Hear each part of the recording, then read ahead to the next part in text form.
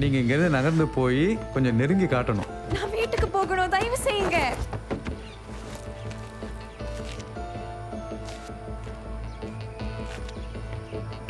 ஆக நீ வீட்டுக்கு போகணும். அப்ப நல்ல பொண்ணாரு. நான் சொல்றதை கேட்டு அந்த மாதிரி நடந்துக்க. இப்ப கட்டில் உட்காரு. வேலையை ஒழுங்கா செய். நம்ம எல்லாம் வீட்டுக்கு போகலாம் அப்பதான். ம், கேமரா ரெடியா இருக்கா? And action.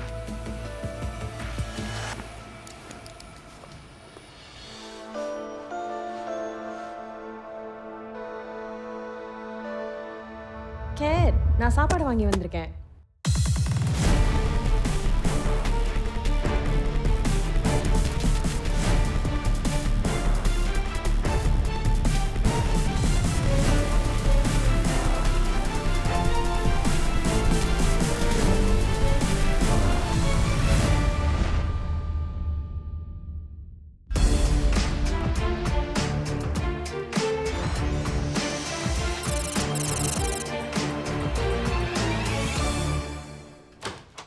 காலை வணக்கம். வணக்கம். வணக்கம் மேம், நமக்கு ஒரு துப்பு கிடைச்சிருக்கு. ஒரு பிள்ளைகளை கொடுமைக்கு ஆளாக்கும் தகவல்களை முறைகேடான இணைய பக்கத்துல இருந்து பதிவிறக்கம் செய்யறாரு. அந்த இணைய பதிவு முகவரியை அடையாளம் காண முடிந்ததா? ஆமா, நாங்க இணைய பதிவு முகவரி நடவடிக்கையை கண்காணித்து இடத்தை கண்டுபிடிச்சிட்டோம்.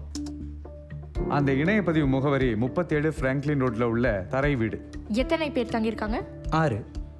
அந்த வீடு 2 பகுதிகளாக பிரிக்கப்பட்டிருக்கு. 37, 37A. அந்த 2 வீட்டுக்கும் ஒரே இணைய பதிவு முகவரி தான். அங்க யார் தங்கியிருக்காங்க? 37ஆம் எண் வீடு 2 பேருக்கு வாடகைக்கு விடப்பட்டிருக்கு. சுவாவின் புன், சுவாவின் சுன் இருவரும் சகோதரர்கள் அறையில் ஒன்றா தங்கியிருக்காங்க. கோலிங் லிங் 2வது அறையில வாடகைக்கு இருக்கிறாங்க. உணவகத்துல அவங்க வேலை செய்றாங்க. 3வது அறையில வாடகைக்கு தங்கி இருக்கும் கடைசி நபரும் உணவக பணியாளர் டான் மெய் ஹுவா. அவங்க அனைவரும் மலேசியர்கள். 37A அதன் பதிவு செய்யப்பட்ட உரிமையாளர் வாங்கெட் காக், ஆலிஸ் கான். 2 பேரும் திருமணமான தம்பதிகள். வாங்கெட் காக் சுயேட்சையான குத்தகையாளர், ஆலிஸ் கான் காரியதரிசியாக வேலை செய்கிறாரு. அந்த வீட்டை கண்காணியுங்க. தங்கியிருப்பவர்களை பத்தி என்ன விவரங்கள் கிடைக்குதுன்னு பார்க்கலாம். சரி மேம்.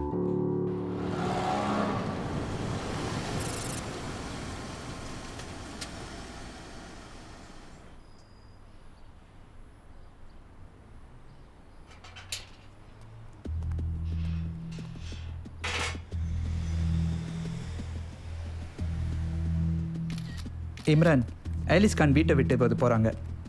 ராஜர், அவரோட கணவரை பார்த்துட்டீங்களா? இல்லை, வாங்கெட் காக் வீட்டை விட்டு போகல. நாங்கள் தொடர்ந்து கண்காணிக்கிறோம்.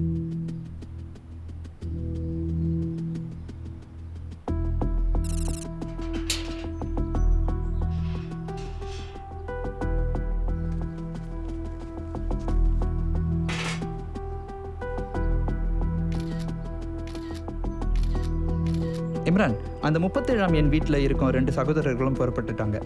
சுவாவின் புன், சுவாவின் சுன். வேலைக்கா? பார்க்க அப்படி தான் இருக்கு. 2 பேரும் குளிர்சாதன தொழில்நுட்பர்கள் சீருடை போட்டிருக்காங்க. ம், ஓகே, நன்றி.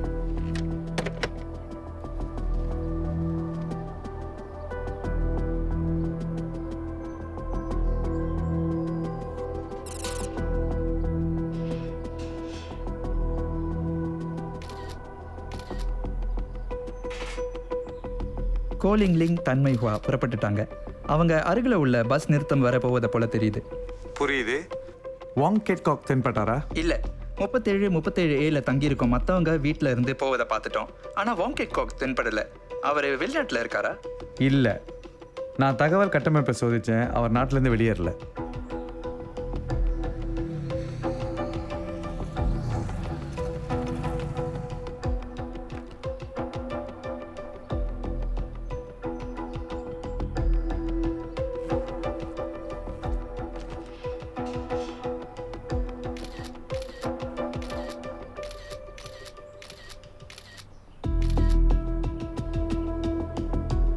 இம்ரான், வாங்கெட் காக் தென்பட்டுட்டாரு. அவங்க எல்லாரும் தகவல் கட்டமைப்பில் இல்லை. பகல்ல அவங்க எல்லாரும் வேலைக்கு போறாங்களா? எல்லாரும் காலையில் புறப்பட்டு போய் இரவில் தான் வீட்டுக்கு வராங்க. வாங்கெட் காக் தவிர. அவர் ஒரு முறை வீட்டில் இருந்து வெளியே வந்தார். அதுவும் உணவு விநியோகம் செய்பவர்கிட்ட இருந்து முன்கதவில் உணவை பெற்றுக்கொள்ள வந்தார். இம்ரான், எத்தனை மணிக்கு அந்த இணைய பதிவு முகவரியில் நடவடிக்கை தென்பட்டுச்சு? நாள் முழுவதும் மேம். மதியான நேரத்திலும் கூடவா இருந்துச்சு? ஆமாம் மேம்.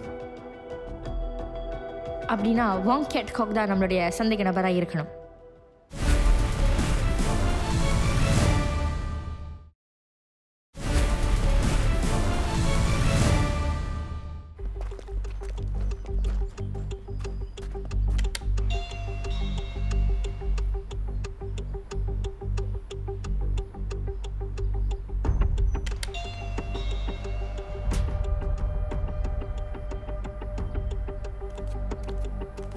என்ன? ஹாய், நான் மூத்த புலனாய்வு அதிகாரி ஜேன்சன், சிறப்பு குற்றப்பிரிவு. நாங்கள் வாங் கேட் காக்கை தேடி வந்திருக்கோம். நாங்கள் உள்ள வரலாமா? நிச்சயமா. ஏன்? சார், நான் மூத்த புலனாய்வு அதிகாரி ஜேன்சன், சிறப்பு குற்றப்பிரிவு. நீங்கள் தான் வாங் கேட் காக்கா? ஆமாம். சார், நாங்கள் உள்ள வரலாமா? ஏன்? நாங்கள் ஒரு குற்ற செயல் வழக்கை விசாரிக்கிறோம். அதனால் உங்களிடம் சில கேள்விகளை கேட்கணும். எதை பற்றி கேள்வி கேட்கணும்? என்ன குற்றம்? நான் சொன்னது போல நாங்கள் குற்ற செயல் வழக்கை விசாரிக்கிறோம். உங்களை சில கேள்விகள் கேட்கணும். தயவு செய்து ஒத்துழைத்து எங்களை உள்ள விடுங்க. நான் ஏன் உங்களை உள்ள விடணும்? நான் எந்த தப்பும் செய்யலையே. திருவாங், நீங்கள் கதவை திறந்து எங்களை உள்ள விடலைன்னா அது சட்ட நடவடிக்கைகளை தடுத்ததா பொருள்படும். அது குற்றம். திருவாங், நாங்கள் பிள்ளைகளை துன்புறுத்தும் நடவடிக்கைகளை வைத்திருக்கும் வழக்கு பற்றி விசாரிக்கிறோம். அது சரி, அதுக்கும் எனக்கு என்ன சம்மந்தம்? உங்களுக்கு பிள்ளைகளை துன்புறுத்தும் நடவடிக்கைகளை பற்றி ஏதாவது தெரியுமா? நீங்கள் என்ன பேசுகிறீங்கன்னு எனக்கு ஒன்றும் புரியல. திருவாங், நீங்கள் பாலியல் வீடியோக்களை பார்ப்பதுண்டா? அதனால் என்ன? அப்படிப்பட்ட வீடியோக்களை நீங்கள் பதிவிறக்கம் செய்வதுண்டா? அதுதான் பிரச்சனையா? ஆமாம், அப்படிப்பட்ட வீடியோக்களை பதிவிறக்கம் செய்வது குற்ற செயல்.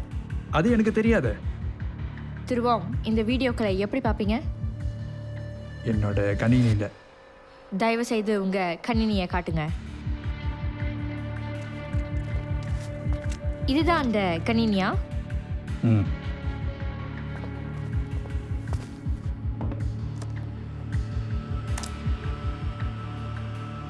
மேம்,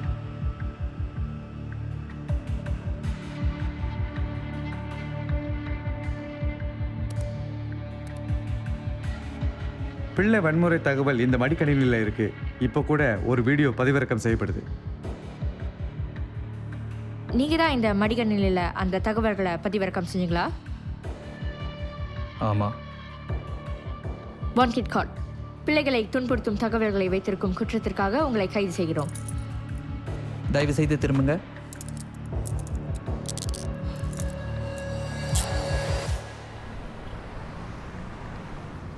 பிள்ளைகளை வன்முறைக்கு ஆட்படுத்தும் தகவல்கள் உங்கள் மடிக்கணினியிலும் 24 வன்தட்டுகளிலும் கிடைத்தது.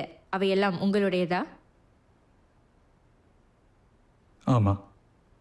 நீங்க ஏன் இந்த பிள்ளைகளை வன்முறைக்கு ஆட்படுத்தும் தகவல்களை வைத்திருக்கிறீங்க? எனக்கு அவற்றை பார்க்க பிடிக்கும். அது உங்களுக்கு எங்கேருந்து கிடைச்சிச்சு? நான் இந்த மாதிரி வீடியோக்களை 1 வருஷத்துக்கு முன்னால் கண்டுபிடிச்சேன். அப்போதிலிருந்து பதிவிறக்கம் செய்கிறேன். அவற்றை வேறு யாருடனாவது பகிர்ந்து கொண்டீர்களா? இல்லை, யாருக்கும் தெரியாது. என் மனைவிக்கு கூட தெரியாது. அதை பார்க்கறதுல எந்த தவறும் இல்லையே.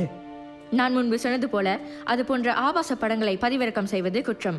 அதிலும் பிள்ளைகள் சம்பந்தப்பட்ட வீடியோக்களை பொறுத்தவரை அவற்றை பதிவிறக்கம் செய்வது மட்டும் குற்றமல்ல, அதை பார்ப்பது சட்டத்தை மீறும் செயலாகும். அது எனக்கு தெரியாது. அது சரியான காரணமல்ல. நீங்கள் இளம் பிள்ளைகளை பாலியல் துன்புறுத்தல் செய்திருக்கீங்களா?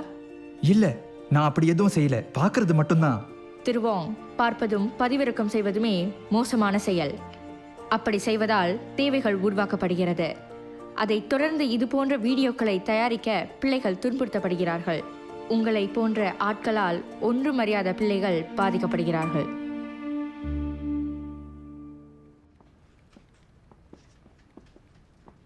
மேம், லியான் இப்போ இணைய பாதுகாப்பு ஆய்வகத்தில் இருக்கிறாரு. கேட்காக்கின் வீட்டில் கிடைச்ச ஊடக சேமிப்புகள் ஆய்வு செய்யப்படுது. அதிலிருந்து சந்தேகத்திற்கு இடமான ஆபாச படங்களை எடுக்க முடிந்ததா? ஆமாம், நாங்கள் அந்த கோப்புகளை தொகுத்து வரோம். ஆய்வுக்கூடம் போலாம். மேம், ஹே, வாங் கேட் காக் எல்லாவற்றையும் ஒப்புக்கொண்டார். அவர் செய்தது குற்ற செயல் என்று தெரியாது என்று சொன்னார். அதனால தான் நம்ம பொதுமக்களுக்கு அதை பற்றின விழிப்புணர்வை ஏற்படுத்தணும். அதனால தான் நம்ம இதை செய்கிறோம். ஏன்? நாம் செய்யும் இந்த செயலால் பிள்ளைகள் இது போல துன்புறுத்தப்படுறது குறையும்னு நம்புவோம். இந்த வழக்கில் கிடைத்த பிள்ளைகளை துன்புறுத்தும் புதிய தகவல்களை பிள்ளை பாலியல் துன்புறுத்தல் தகவல் கோப்பில் பதிவிடுங்கள். மற்ற நாடுகளில் உள்ள அதிகாரிகள் அவற்றை அடையாளம் கண்டு பாதிக்கப்பட்டவர்களை மீட்கலாம். சரி மேம். மேம், ஏதாவது சொல்ல நினைக்கிறீங்களா? ஆமாம், நமது கட்டமைப்பு பிள்ளைகளை துன்புறுத்தும் புதிய தகவல்களை கண்டுபிடிச்சிருக்கு. அதை நான் காட்டுறேன். தகவல் கட்டமைப்பு இந்த பள்ளி சின்னம் உண்மையானது, அது போலி இல்லைன்னு காட்டுது. அப்படின்னா பாதிக்கப்பட்ட அந்த பிள்ளை இந்த பள்ளிக்கூடத்துலேருந்து வந்திருக்கலாம். இந்த மின்னியல் குற்றக்காட்சியில் விவரங்களை நாம் அனைத்துலக காவல்துறைக்கு தெரிவித்தால் அவர்களால் இந்த வீடியோவில் உள்ள பிள்ளையை காப்பாற்ற உதவ முடியும்.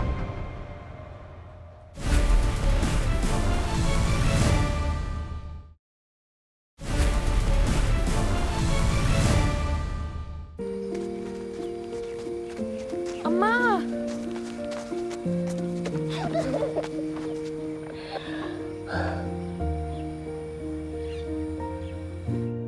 அனைத்துலக காவல்துறை தகவல் கொடுத்திருக்கு. வீடியோவில் காணப்பட்ட பெண் மீட்கப்பட்டு விட்டார். பள்ளியின் சின்னத்தை நம்ம கண்டுபிடிச்சு கொடுத்தது ஏதோ ஒரு வகையில் உதவி இருக்குங்கிறது நல்ல செய்தி தான். அந்த வீடியோவை எடுத்து கொடுமை பண்ணவங்க என்னன்னாங்க? எல்லாரும் கைது செய்யப்பட்டார்கள். ஒரு கும்பலையே அவங்க முறியடிச்சிட்டாங்க. ஒரு கும்பல் முறியடிக்கப்பட்டிருக்கு. ஆனால் நம்ம எப்போதும் விழிப்போட இருக்கணும். ஆமாம், நம்ம எப்போதும் ஒன்றை நினைவில் வைத்துக்கொள்ள வேண்டும். குற்றவாளிகளை கைது செய்வது மட்டுமல்ல, அது ஒன்றும் தெரியாத பிள்ளைகளை தவறாக பயன்படுத்தப்பட்டு துன்புறுத்தப்படுவது பற்றியது. வாங்கெட் காக் இளம் பிள்ளைகளை வன்முறைக்கு ஆட்படுத்தும் தகவல்களை வைத்திருந்த குற்றவாளி என்று தீர்ப்பளிக்கப்பட்டது. அவருக்கு 2 ஆண்டு 8 மாதம் சிறை தண்டனை விதிக்கப்பட்டது.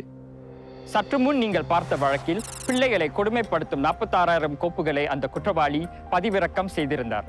பிள்ளைகளை கொடுமை செய்யும் கோப்புகளை வைத்திருக்கும் நபர்கள் அல்லது அவற்றை பெற வாய்ப்புகளை பெற்றிருப்பவர்களும் அல்லது தாங்கள் வைத்திருக்கும் கோப்புகள் பிள்ளைகளை கொடுமைக்கு ஆளாக்குவது என்பது பற்றி தெரிந்து இருந்தாலும் அவர்கள் குற்றம் செய்தவர்களாக கருதப்படுவார்கள்.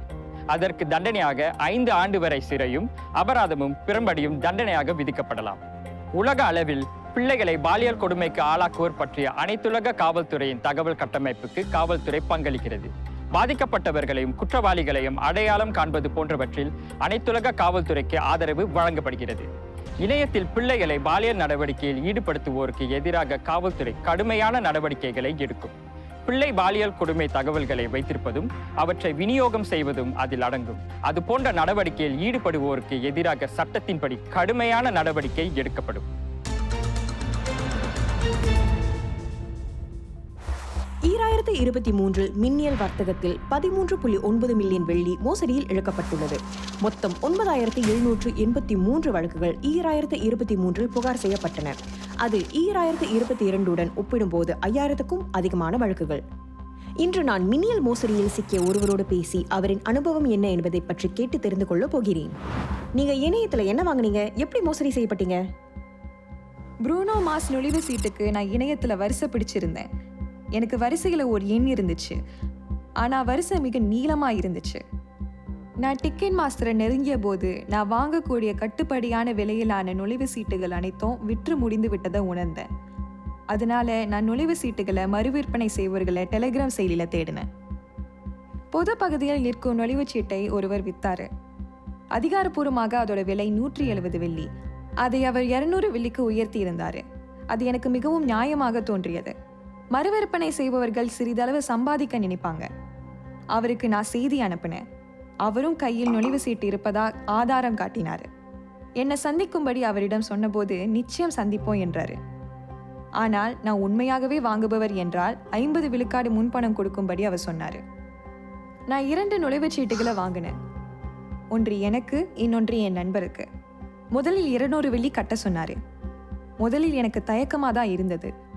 முன்பணம் கட்டும்படி விற்பனையாளர் கேட்டா அது ஒருவேளை மோசடியா இருக்கலாம்.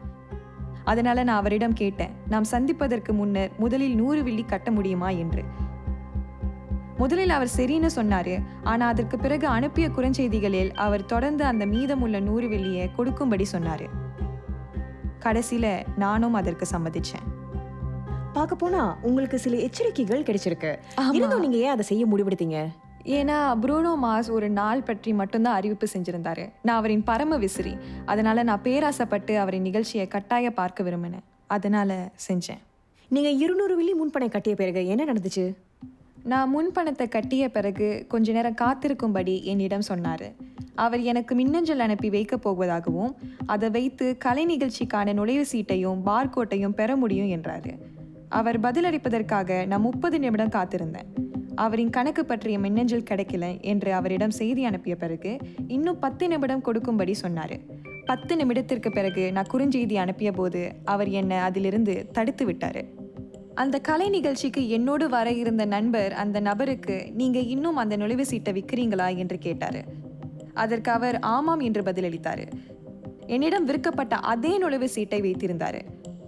அப்போது என் நண்பர், நீ என் தோழியை மோசடி செஞ்சிட்ட என்று சொன்னார்.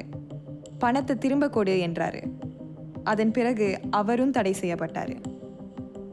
நிச்சயமா. இப்போ உங்க மனநிலை எப்படி இருக்கு? இது போன்ற மோசடிகளை சிக்கியதற்காக என்னை நினைச்சு நானே மிகவும் வருத்தப்படுறேன். என்னுடைய நண்பருக்காகவும் வருத்தப்படுறேன். ஏனென்றால் நாங்கள் இதற்காக பணத்தை சேமிச்சோம். உண்மையிலே அந்த கலை நிகழ்ச்சிக்கு போக விரும்பினோம். வேற யாருக்காவது அந்த மோசடி பற்றி தெரியுமா? போலீஸில் புகார் செய்த பிறகு நான் அதை பற்றி எங்கள் அம்மாவிடம் சொன்னேன். அவர் என்ன சொன்னாரு? அவர் என்னையும் மோசடிக்காரனையும் கடிந்து கொண்டாரு. உங்களையா? ஆமாம், என்னையும். இது போன்ற மோசடிகளில் சிக்காம இருக்க எனக்கு தெரிஞ்சிருக்கணும்னு எங்கள் அம்மா சொன்னாங்க. நிச்சயமா. யாருக்கு தான் மோசடியில சிக்குவதில் விருப்பம் இருக்கும்? இது நடப்பதில் நம்ம யாருக்குமே ஆசை இருக்காது. அடுத்த முறை நீங்க கலை நிகழ்ச்சிக்கு நுழைவிச்சுட்டு வாங்க. டெலிகிராமுக்கு போவீங்களா? தேவையில்லாமல் நான் டெலிகிராமுக்கு திரும்ப போக போவதில்லை.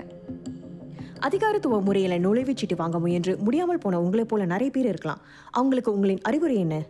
நுழைவு சீட்டுகளை மறுவிற்பனை செய்கிறவங்க அளவுக்கு அதிகமான முன்பணத்தை கட்ட சொல்வது போன்ற அறிகுறிகளை கவனிக்க வேண்டும்.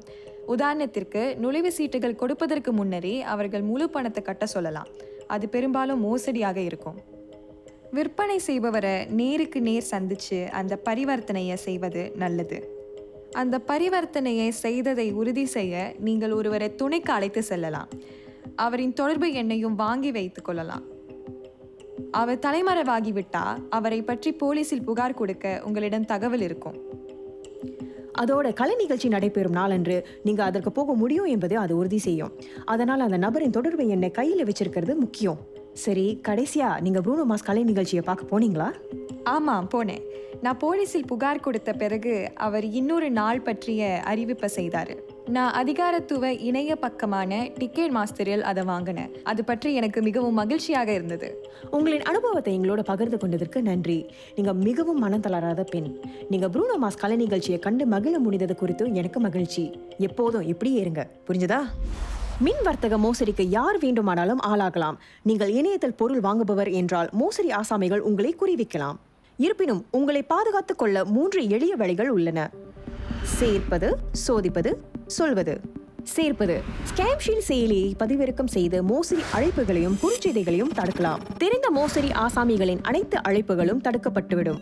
ஒரு மோசடி ஆசாமி உங்கள் கைபேசி மூலம் தொடர்பு கொள்ள முயற்சி செய்தால் ஸ்கேம்ஷீல்ட் தானியக்க முறையில் அதை கண்டுபிடித்து தடுத்துவிடும். சோதிப்பது. மோசடி அறிகுறிகள் தெரிந்தால் அது பற்றி அதிகாரத்துவ அமைப்புகளிடம் விவரம் கேளுங்கள். மறுவிற்பனை செய்யும் 3ஆம் தரப்பிடமிருந்து நுழைவுச் சீட்டுகளை வாங்க வேண்டாம். அதிகாரத்துவ தரப்பிடமிருந்து வாங்குங்கள். அதிகாரத்துவ விற்பனையாளர்கள் சட்டப்பூர்வமான நுழைவுச் சீட்டு மறுவிற்பனை செய்வோரிடமிருந்து அதை பெறுங்கள். டிக்கெட் மாஸ்டர் போன்ற அதிகாரத்துவ தளங்களில் இருந்து அதை வாங்கலாம். அது போன்ற தளங்கள் நுழைவுச் சீட்டுகளின் நம்பகத்தன்மையை உறுதி செய்யும். செல்லுபடியாகாத நுழைவுச் சீட்டுகள் என்றால் பணம் திருப்ப கொடுக்கும் உத்தரவாதத்தையும் அவை கொடுக்கின்றன. எப்போது முடியுமோ அப்போதெல்லாம் விற்பவரை நேரில் சந்தியுங்கள். நுழைவுச் சீட்டுகள் கைக்கு வந்த பிறகுதான் பணத்தை கொடுக்க வேண்டும். சொல்வது. அதிகாரிகள், குடும்பம், நண்பர்களிடம் மோசடி பற்றி சொல்லுங்கள். உங்களுக்கு ஆலோசனை ஏதும் தேவைப்பட்டால் தேசிய குற்றத்தடுப்பு மன்றத்தை நாடலாம். நினைவிருக்கட்டும், ஒன்றாக நன்றாக நாம் மோசடிகளுக்கு எதிராக போராடலாம். குற்ற கண்காணிப்பு தொடரின் இந்த நிகழ்ச்சியை பார்த்த உங்களுக்கு நன்றி. இப்போது விடைபெறுவது ஏஎஸ்பி சிவக்கண்ணன். அடுத்த முறை சந்திக்கும் வரை குற்றங்களை தடுக்க, தவிர்க்க, கண்டுபிடிக்க உங்கள் பங்கை செய்யுங்கள். வணக்கம்.